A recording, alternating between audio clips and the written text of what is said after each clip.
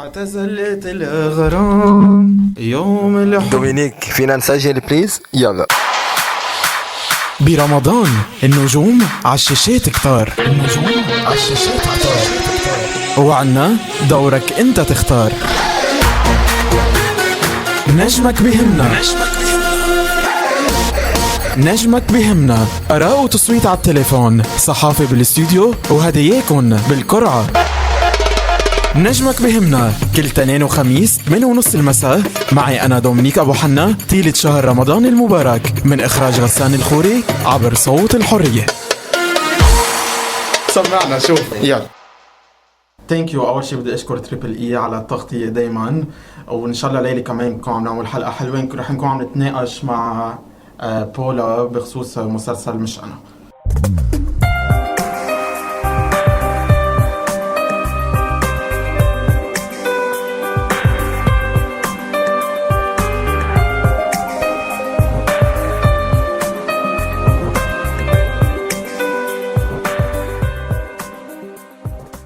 على طول بشوف حركشات إلك على فيسبوك مثلا، بوستات بتعطي رأيك بمسلسلات، فهون ما بتخاف انه الفنانين يزعلوا منك بما انه صحافي حضرتك؟ هلا هو اصلا شغله الصحافه انه ما يكون عم بيسكت، شغله انه يكون عم بيعطي رايه، ولكن بطريقه انا يعني كل يلي بكتب بتحدى حيلا الشخص يلاقي لي بوست مجرح فيه بحدا. حتى اوقات بوقتها يكون في كومنت سلبيه بكتبهم بطريقه الشخص المعني بالموضوع بحس انه انا هدفي يكون عم بحسن اكثر من انه يكون عم جرح فيه. وهذا بعتقد الشيء اللي صار من كم يوم وقت عملت كتبت بوست بخصوص مسلسل يا ريت.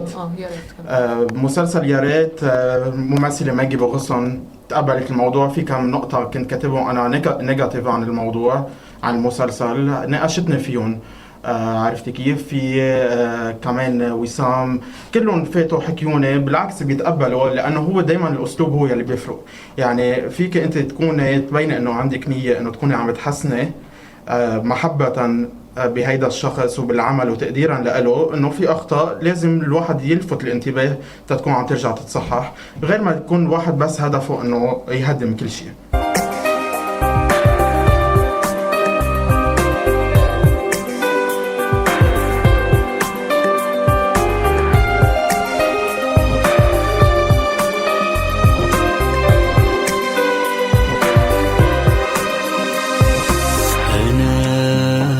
مش أنا مش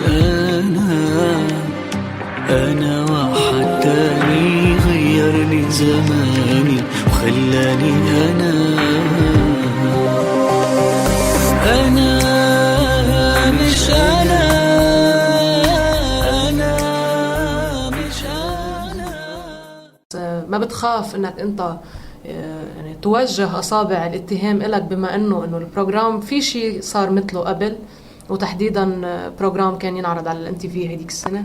بروجرام ريتنج رمضان كان يستقبل الممثلين وابطال العمل تيكونوا عم بيحكوا عن عمل هن عاملينه، يعني شهد من اهله. فانا رايح باطار غير كلي، يعني اللي هو عم بستقبل الصحفيه من اهل الصحافه والاعلام تيكونوا عم يعطوا رايهم بصراحه، ان كان بوزيتيف او نيجاتيف عن كل مسلسل لحال. فما فينا نعطي مقارنه بين الاثنين، لانه بكل بساطه يعني أنا صار في اجتماعات مع إدارة صوت الحرية، وكان في طرح إنه طالما في تصويت ليه ما بنكون عم ناخد اتصال من الممثل يلي عم يربح، أو نكون عم نستقبل من أبطال المسلسلات.